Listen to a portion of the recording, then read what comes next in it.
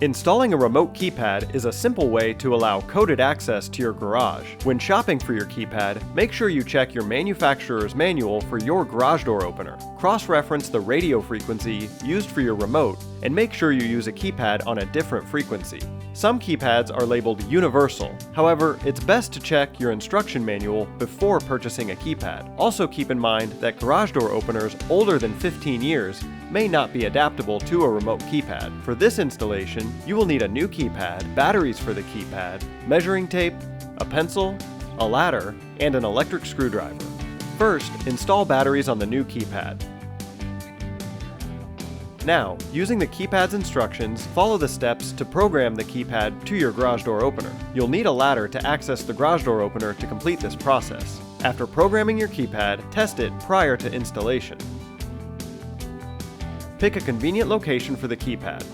Measure from the ground up about 5 feet and mark your measurement with your pencil.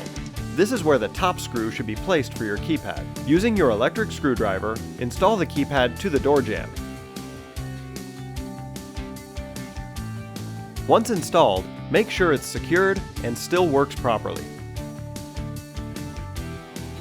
If you have any questions about this process, call Spectrum Inspection Group at 330-289-2889.